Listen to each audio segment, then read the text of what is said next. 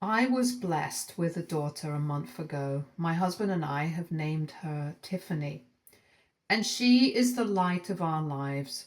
It has been a difficult time navigating everything since I am a new mom, and I don't really have any help other than Calvin, my husband.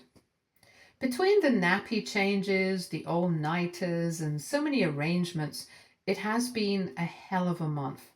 Calvin and I had only updated very few close family members after the birth, and neither of us are big on social media, so there were a lot of people who do not yet know that the baby is here until 2 days ago.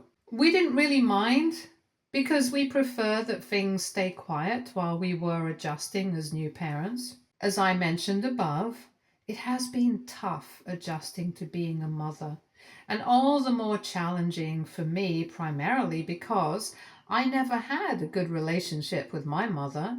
And by this, I mean that my relationship with her is non existent.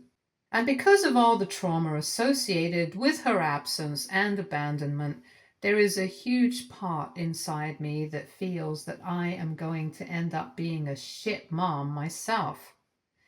I can't help but feel this way. I don't even think I can escape it. It's in my blood after all. She had me very young when she was 20 years old, and my father was never in the picture. She had a really tough time raising me, or so she says, because she never did any raising anyway. I don't remember much from when I was very young, but by the time I was 4 or 5, I knew that my mother didn't like me. She was never home. I used to be alone all the time. She made me sandwiches every morning, 6 sandwiches of the same kind every single day, and that was what I used to eat the entire day. I don't really know where she worked or what she did for a living because half the time she came home drunk and we lived in squalor. I don't remember my mother not reeking of alcohol, so much so that I believe that older people are supposed to smell this way. I realized how wrong I was when one of my friends called me over for a night out one day. I saw her family and it felt so weird and wrong. They had food and they were eating together, laughing and talking. All of that was so alien to me because I had both normalized and rationalized my mother's disgusting behavior. There were times when she got her act together a few times a year for a couple of days, and I used to wait for these days with so much excitement. Every couple of months, she used to come to me with a present. It used to be all wrapped with a bow on top, making it all fancy and special, you know. She used to tell me that I would get the gift, but only if I was a good girl the next couple of days. What did being a good girl entail? Not uttering a word about what goes on in the house and acting as though she is the best and most involved mother in the world. And because I used to covet those stupid gifts, and because I was a naive kid, I used to fall for this shit all the time. And this used to inadvertently be when someone from her family was visiting. It would either be Grandma or Aunt Sarah. I loved both of them, and they doted on me. There were times when I wanted to tell them what was really going on here, but I bit my tongue because I knew that I wouldn't get the presents, and also I was shit scared of my mother. She was a really mean drunk, and that was the side of her I hated. I would have done anything to avoid crossing her when she was drunk. So for the longest time, she made sure nobody got to know what was really happening in the house and what the level and extent of neglect and abuse that I was facing on a daily basis was. However, things changed soon. When I was 7 years old, Mom told me that she had some very important work to do and that it would take her a week or 10 days to get everything done. And she said that she would be leaving me with Aunt Sarah. I was told to be on my best behavior because it was my first time away from home and Mom. I was both nervous and excited because even though I liked Aunt Sarah a lot, It was a little unfamiliar, the entire experience of living with someone else. I was a wreck the day before I had to go, and I remember crying in the bathroom because I wanted to go with Mom. She heard me crying and gave me a stern talking to. Funnily enough, that was the last time I ever saw her. I had no idea that it would be the last time I would ever see her. But I think she was sure that she was never coming back to me again. Not that it mattered to her, as I would realize years later. Once she dropped me off at Aunt Sarah's place, I tried my best not to cry. You see, Mom had told her 7-year-old daughter that only dumb bitches cry for something so stupid. If you want Aunt Sarah to think you're a dumb bitch, then go ahead and cry all you want. Yeah, she was toxic as hell. I just didn't know it yet. Aunt Sarah caught on soon enough that I was low and came to talk to me. I kid you not, that was the first time in my life that an adult was treating me with respect. Of course. At that point in time, I didn't know that it was respect. I just knew that this was someone I could talk to, and maybe, just maybe, if I tell them how I feel, I would not be punished. I was a kid and I was very overwhelmed at that point, so it didn't really take much for me to start crying. And oh boy, I was crying a lot. She hugged me, we watched a movie, and then went out to get ice cream. It was like the first fun day of my life. And by the second or third day there, I started loving living there so much so that I did not want to go back. God heard my prayers because my mother didn't come to take me. I found out much later that even Aunt Sarah didn't know that this was a permanent arrangement. By the 2-week mark, when Mom had still not come to take me back, I began to get homesick and worried. I guess so did Aunt Sarah. I remember her being on the phone, yelling at someone. I had never seen her so angry, and I really wanted to go back home that time. She wasn't doing it in front of me, but it was loud enough for me to know that she was furious. And to me, being furious meant being mad at me. At least that was how it was when I lived with Mom. So I had braced myself for a night without dinner and a scolding, but surprisingly, none of that happened. Aunt Sarah just came to me and asked if I liked living here. I told her yes, and I said that I missed Mom, but I didn't want to go back home. She asked me why that was, and I told her it was because I ate only sandwiches at home, but here I could eat a lot of different things. She talked to me for a long time that night and asked me things about how I lived at home. She was trying to get to the truth and reality of Mom's behavior and treatment of me. And thankfully, that day, I didn't hold back. I told her everything truthfully. I had grown to trust her in 2 weeks. She then told me that I would be living with her from now on and that I wouldn't be going back to Mom because she wanted to make sure that I got more to eat than just sandwiches. That was what she told me then, but it was a couple of months later I found out that Mom had actually married somebody else. I kind of had a sinking feeling that she wasn't going to come back for me anytime soon. I wasn't unhappy with Aunt Sarah, not in the least, but I also didn't stop hoping that my mother would come to take me and make us a family again for the next couple of years. I never thought that she would completely abandon me.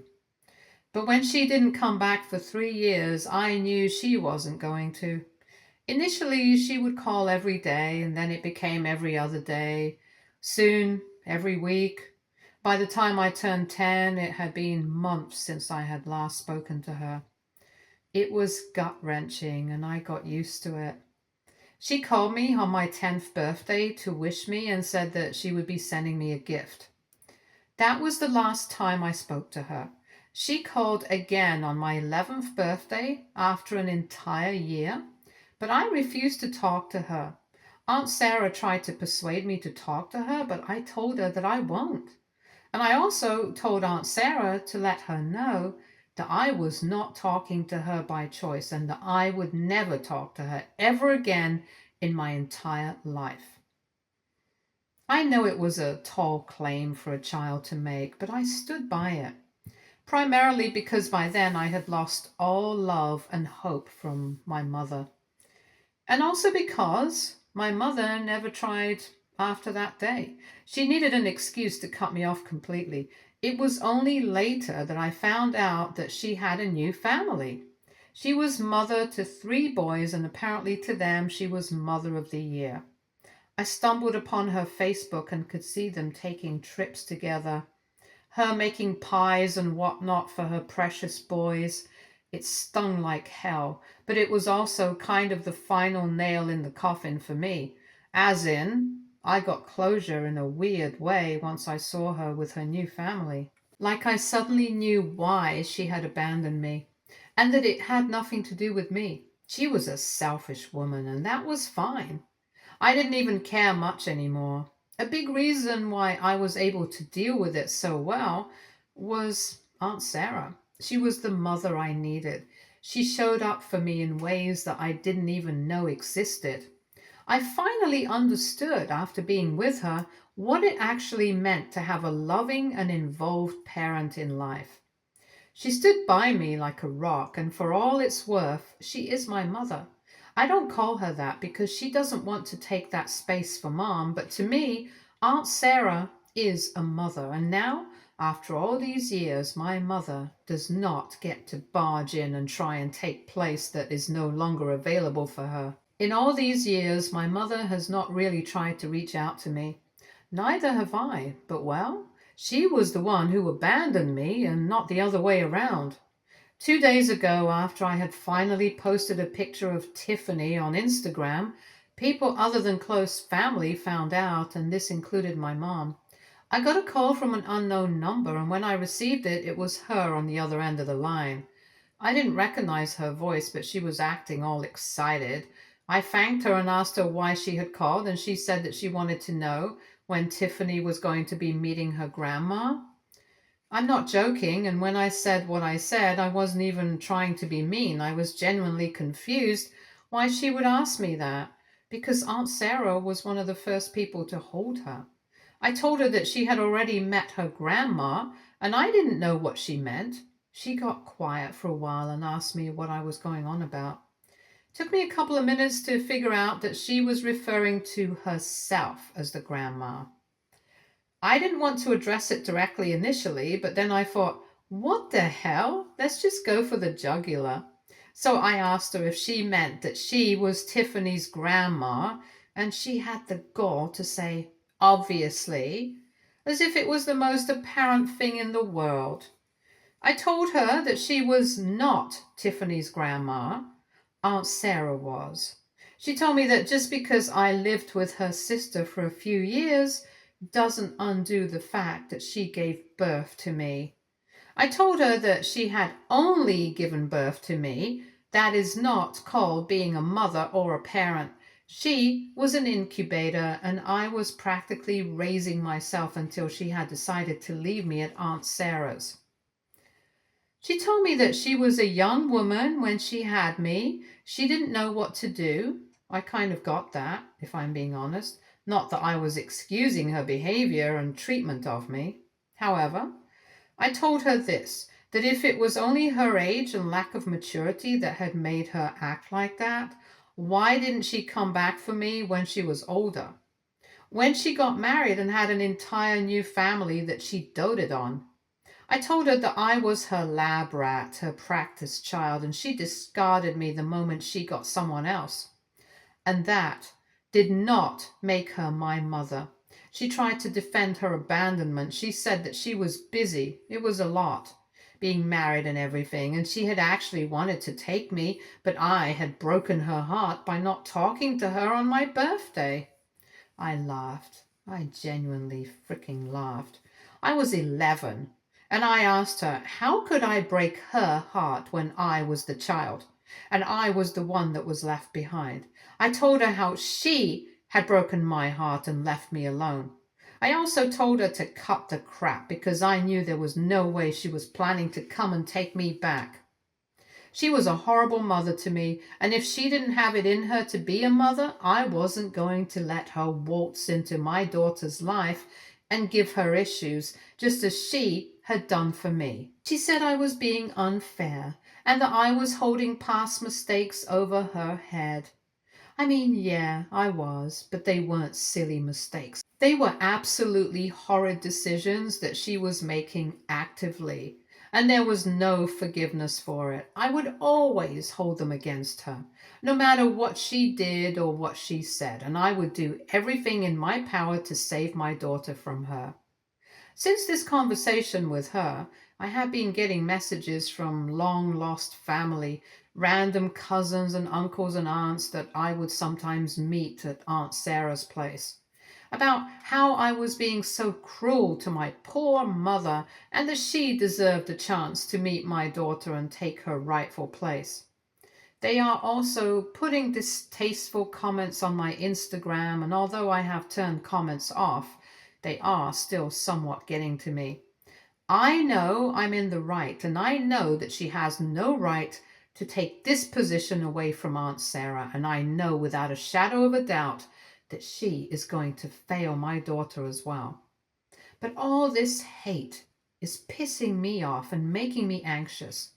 It's like no one knows Mom for who she really is, and I can't deal with the responsibility of unmasking her true face in front of everyone. I had left that life long ago, and now I can see myself getting sucked back into the vicious cycle that had made my life hell as a kid. Update 1. Things on the home front have been hectic. I haven't had any contact with Mom. Thank God for that, but she has been messaging and calling Aunt Sarah nonstop. She didn't give me the details and told me that she would deal with it, but I know my mother and I know that she is giving Aunt Sarah hell right now.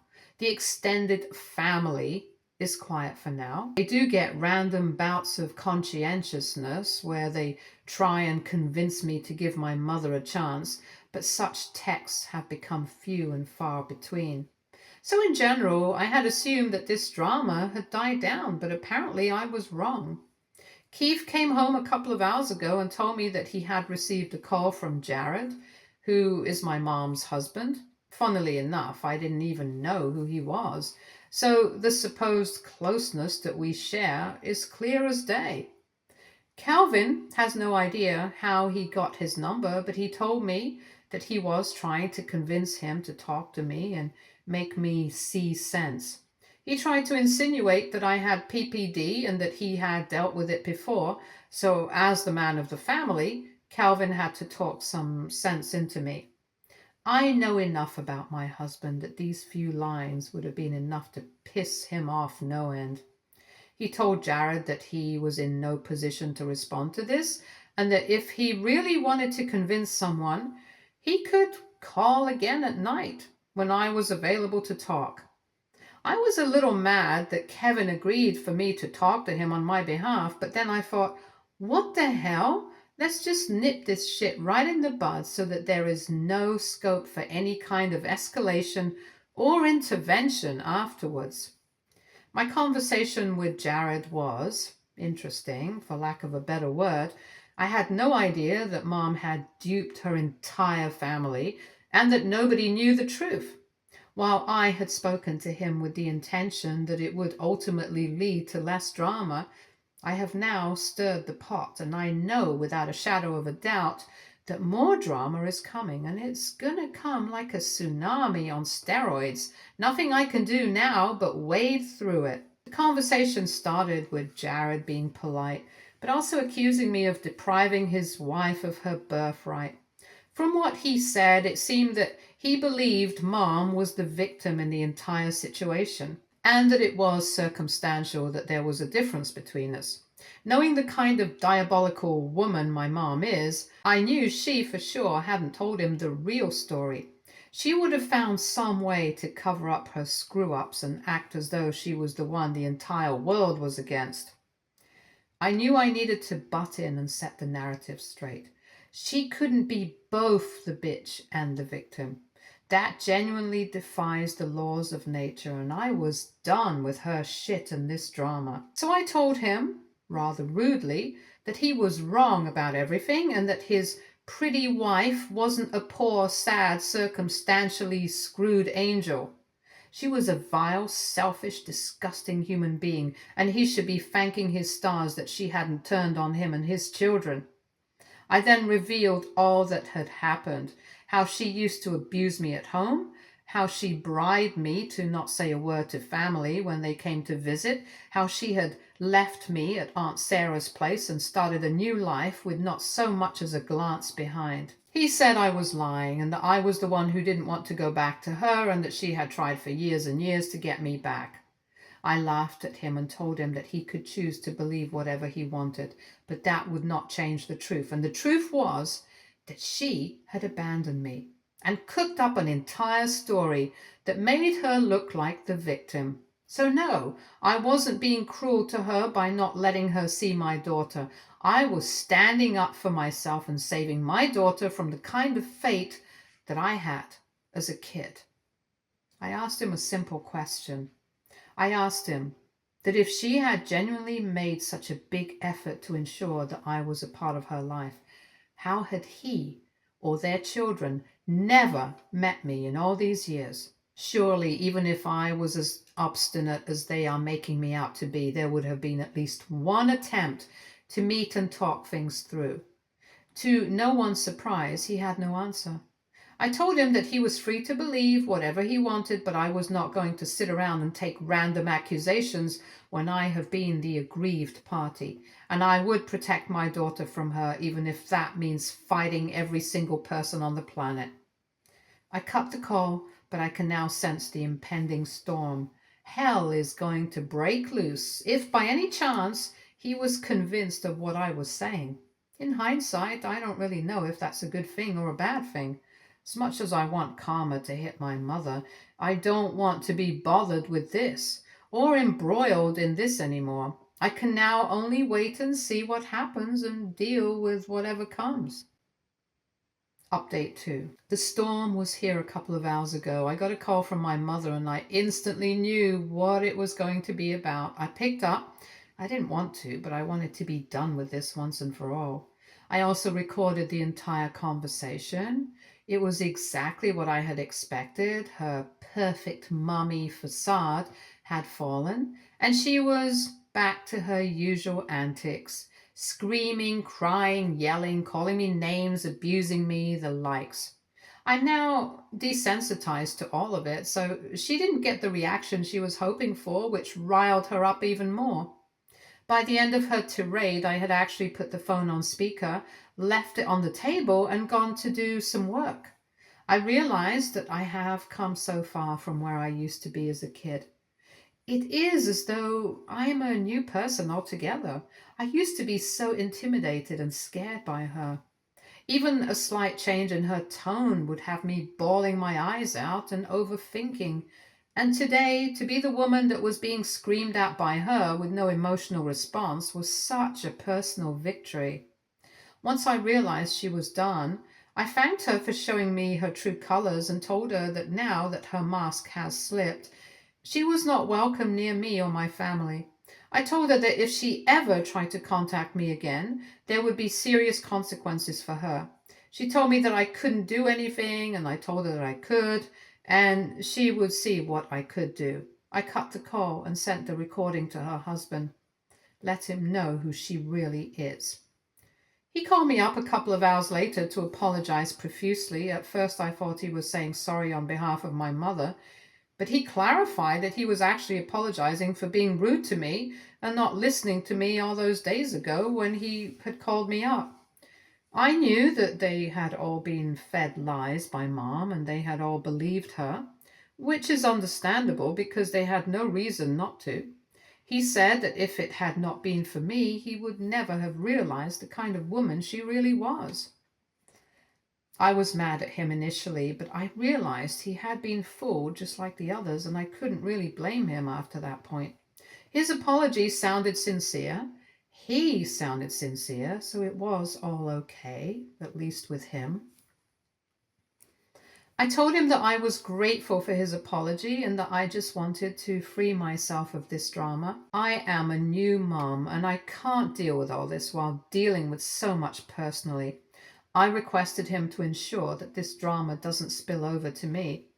If Mom ever found out that I had recorded the conversation and given it to him, she would come for me like Ted Bundy went after women.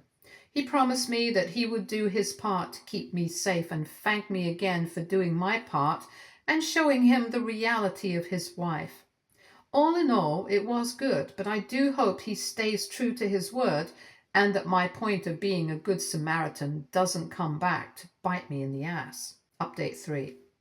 Tiffany is 6 months old today. Honestly, I have no idea where the time has gone. I had forgotten all about this account. Shortly after the last update, Tiffany fell sick. It wasn't anything serious, but I got extremely paranoid. So everything else took a back seat. Nothing much has happened, so I don't really have anything else to say. Nothing has happened with Mom or Jared since then. Mom is successfully off my back. I have not had any contact with either her or Jared, and I cannot be happier. It was a stressful time, but it's over, and in hindsight, I don't think I should have been worrying about it as much as I had. Aunt Sarah has come home for a month, and I can't wait for her to spend time with my baby. Things are good, and I'm so glad I pulled through.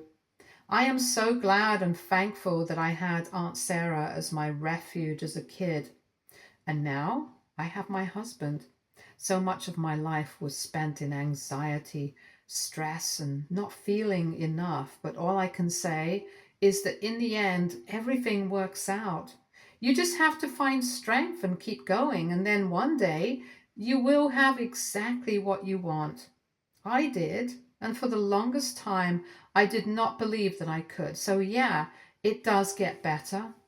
One just has to keep holding on. Stay tuned for more stories from our girl relationships.